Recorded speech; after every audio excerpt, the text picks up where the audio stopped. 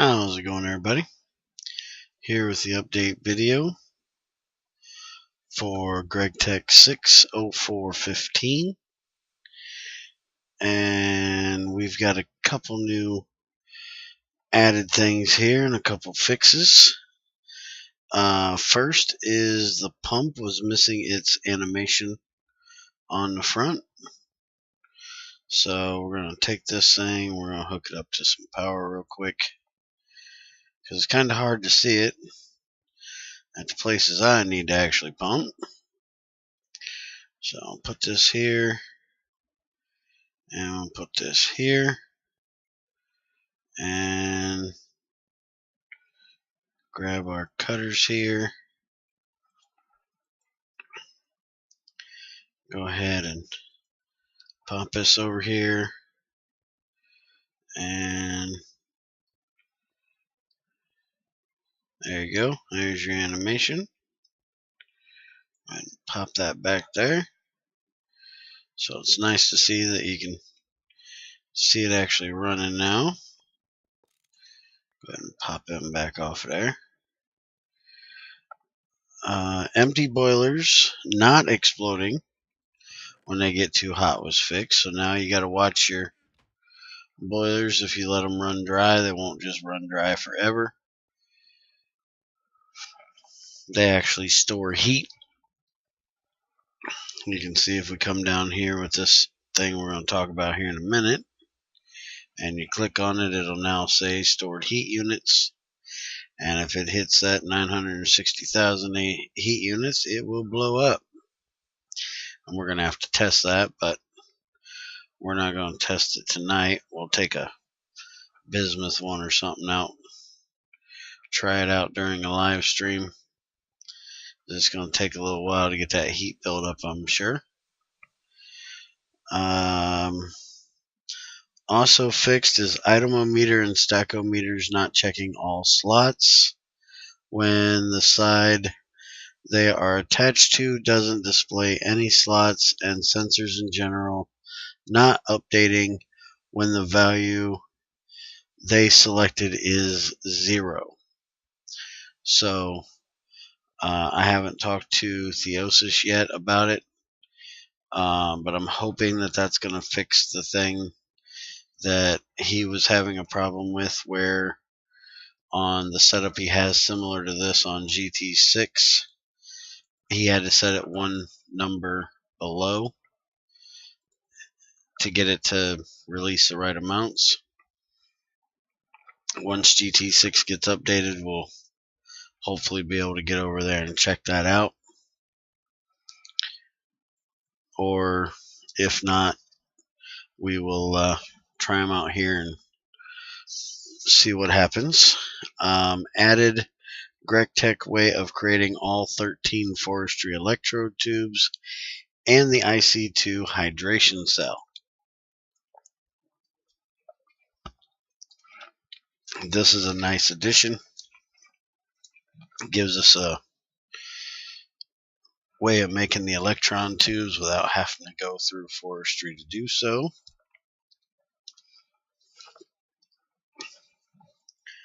And as you'll see here, it also gives us a new item, which is the electrode. You're going to have one of these for each different one, so multiple flavor electrodes, from copper up to, lapis, blaze, diamond, all them different things. So you're going to put this item and glass, either a glass item casing, a glass pane, or a glass plate, in the laminator, and depending on which amount of glass it is, depends on how many electrodes you need and how many you're going to get out. Now the electrodes are going to be made in a press with copper rods, copper bolts, and redstone, depending on how many you want to make at a time. If it's one, it's 2 and 2 small. If you want to make 2 of them, it's 4 and a full. And that is the same for each one of these all the way down the line. It's just rods, bolts, and redstone, and that gives you your electrode. Now the hydration cell here is using the injector. So you're going to inject water into your empty cell. You can use distilled water as well. So if you like using the hydration cells on your crops, you can do that.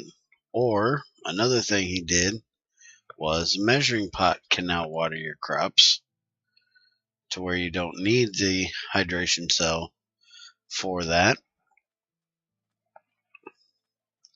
I'll come out here and show you this on one of Crazy's crops out here. As you can see, I've got 960 liters of water in here. Right click on the carrots. Now I have 940, so 20 liters of water. Hydrate your crops. And if Crazy left her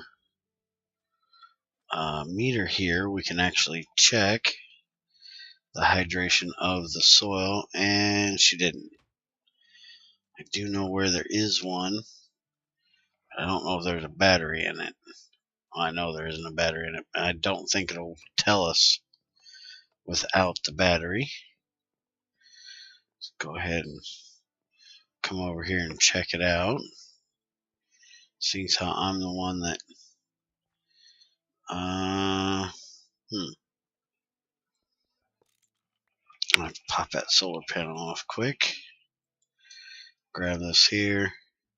Yeah, see, it won't check it without the battery in it, and I don't have an RE battery or anything I can stick in there. I'll make sure this thing is not turned on because it is overworking.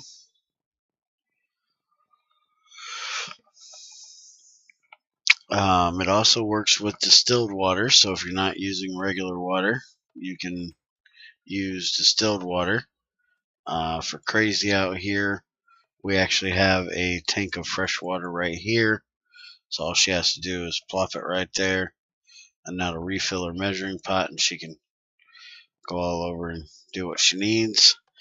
With the addition of this now, we'll actually be able to get rid of this water line that's running way over here, because that's running from all the way over at the river, and she'll actually be able to put one right here using her distilled water that's down in the basement, so I have a lot less piping to deal with there. Let's see. Measuring pot. Hammering of chipped gems into dust. So, I was thinking about it in the live stream yesterday, that I couldn't really think of why you would really need this. That you wouldn't be able to just use a shredder. Because you can shred these in a shredder to get your dust, and couldn't really think of why you would need it that early on. But for diamond dust, it is important,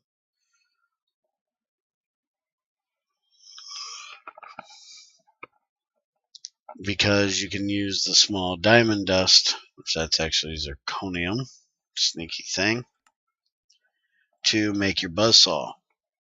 And so this will give you a nice way of getting the diamond dust if you get unlucky and get fork chipped before you actually get a diamond when you're going for your small diamond ores down at bedrock, or from sifting crushed diamond. If you get lucky enough to find a diamond vein, so you can make your buzzsaw to actually be able to make your plates if you're having bad enough luck that you can't find a flawless or exquisite to make your shredder or your crusher. So that has now been taken care of.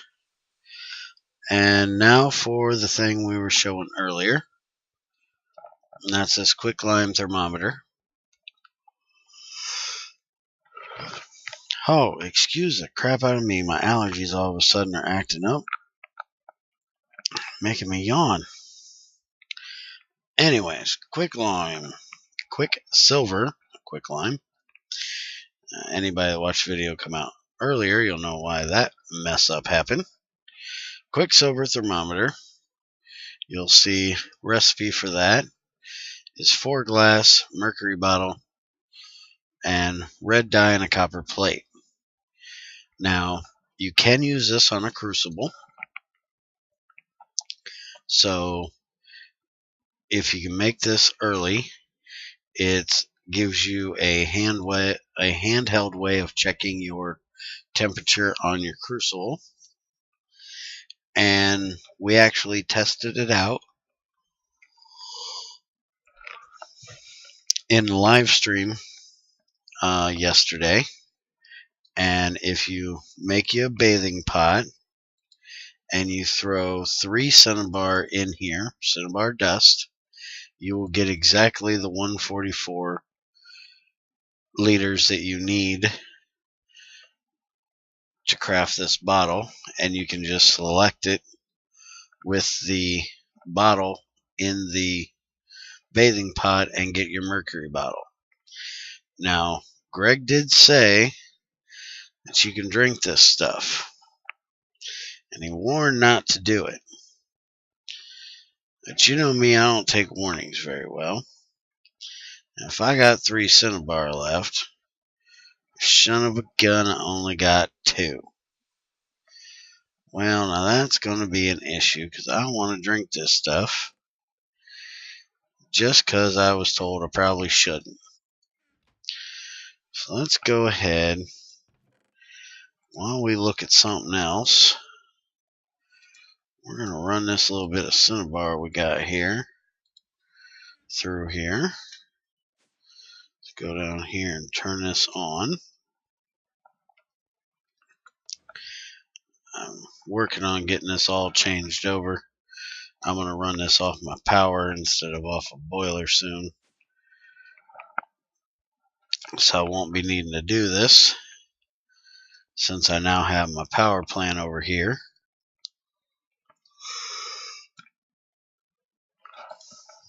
Put this in here and see if it'll run, and it most definitely will. There we go. Throw that back up there. And now we should have the cinnabar we need. So let's go see if we can drink some of this and see what happens. Now, you'll notice I do have 26 levels on me. I definitely want to come over here and do a little tinkle. Get rid of these levels before I do this. I don't have anything at the moment I need to enchant, otherwise I'd go enchant real quick. So now the recipe for the regular thermometer has changed. It now uses this thermometer. See that here in any eye. It's now 3 redstone, 4 fine red alloy wire, and your double tin alloy plate to make your thermometer sensor. Alright, so like I said, typically it would be 2 cinnabar to make 144, but there's a little bit of loss in the crucible. We did notice when we were doing this, and I'll go ahead and light it up now even though I don't have a bottle, so you can see it's molten now. We're going to go grab us a bottle, and when we get back you'll notice it'll stay molten even though the temperature should be going down on it and should be dropping below that 300. Holy crap, that thing is up there high. But I left this sit for quite a while and it never dropped. There you go. You can see it's down there. We've got it on us here. I'm guessing this is going to kill me because it's going to give me mercury poisoning.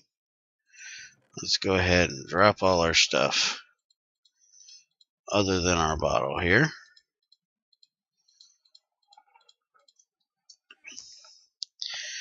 And let's see, we got anything else? Let's go ahead and look at this one last thing real quick here. And that is a redstone emitter cover. It emits a constant redstone signal. Use the cover on it to display it, to toggle its modes. It's 2 tin cables, 2 buttons, a blank cover, and a redstone comparator. So there you go. You got that. I'm going to pop it on here real quick. And I'm guessing it'll tell you the strength it's going to put out. Or the mode switching is going to allow you to switch. Maybe it's going to tell you how much it's putting out. I'm not real sure exactly what this thing is going to do. So 4, 6, 7, and that is F. Alright, so I'm guessing that's alphanumeric.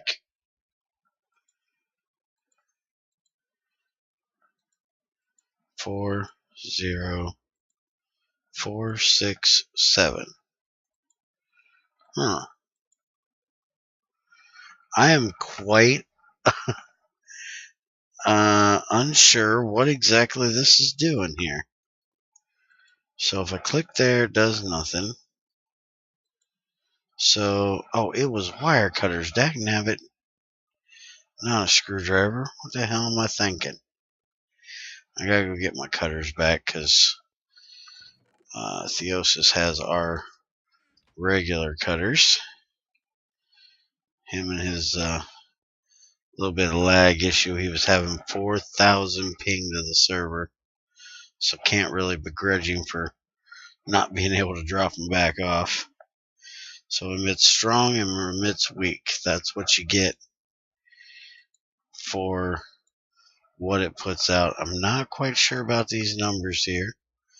I'll have to ask Greg about that in the morning. Okay, so that's 8, C, E, and F. So I'm guessing that's alphanumeric.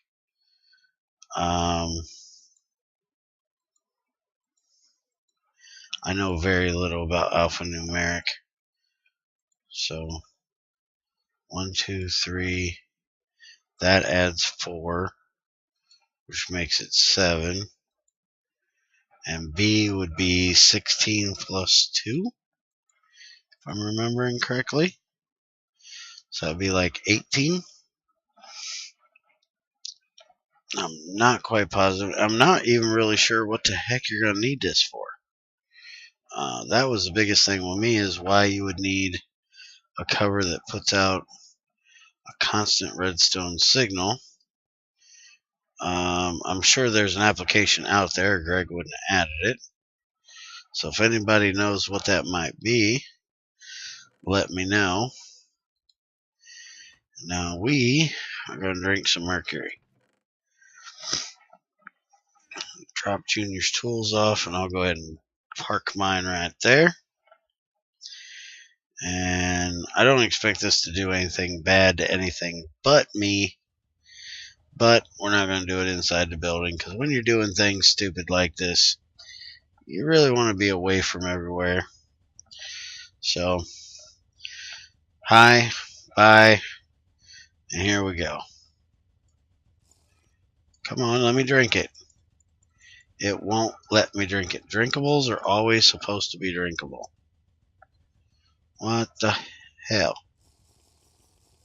Oh, there we go. We're dead. Holy crap. Poison for 1 minute and 34 seconds. That'll definitely kill us. Now, are we on hard enough that it'll actually... No, it won't kill me. We're only on Is it normal that poison can't kill you? Holy crap, this is going to hurt for a long, long time. Whew. Let's see if we can get a glass of milk. I don't think we can get it from a glass bottle, but we're going to try it. Because I ain't got me a bottle on me. This is going to get quite annoying quite quickly.